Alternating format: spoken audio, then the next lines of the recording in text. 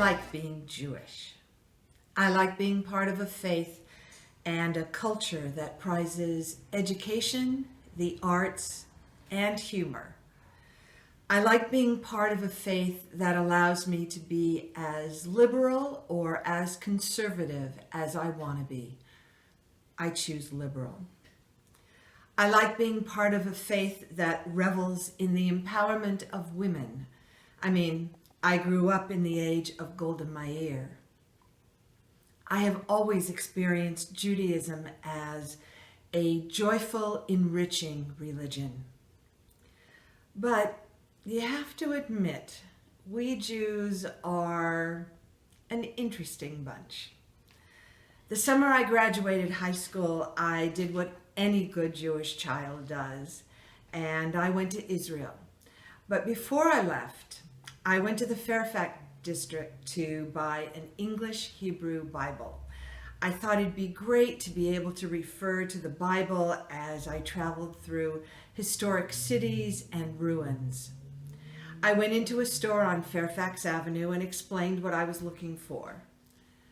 The middle-aged man behind the counter, who spoke with a hint of a European accent, got up from sitting on a stool, put his Hebrew newspaper down on the counter, and lumbered over to a shelf. He brought me over a Bible. I looked through it. It was in English. "No," I said, "I want an English and Hebrew Bible." He took the Bible back to the shelf and brought out a different one. Again, in English. I repeated what I was looking for. He looked at me and asked, what would I do with a Hebrew Bible since I couldn't read it? I grabbed the newspaper and had to prove to him that I could read Hebrew before he would even consider selling me a Hebrew Bible. Being in Israel was a momentous event in my life. But there was a lot about Israel I hadn't learned in Hebrew school. My first time at the Wailing Wall, my awe gave way to anger. Is that gum people have stuck between the cracks of the stones? It's wadded up trash? Well, then I found out they were small slips of paper with prayers on them. The next time I visited the wall, I had my own prayer to leave there. I like that our Jewish holidays evolved to be potent in our current lives. During one Seder, as we read about the Jews leaving Egypt, our host, Walter, told us the story of his family leaving Germany just before World War II. Walter had been studying in London and returned to Germany for his brother's bar mitzvah. There was the service, the reading of the Haftorah, and then a party. After the celebration, Walter and his mother and father and siblings got into the car to go home.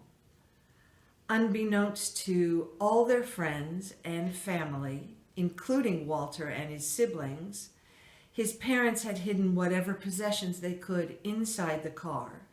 While everyone waved goodbye, his father drove them over the border into France.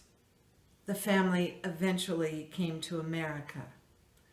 By the end of the war, Walter was an American soldier and was the first Jew to walk into Dachau to liberate the prisoners there. Talk about making the Passover story meaningful. Today, I live in Mid-City. It's a very diverse, multicultural, multiracial community.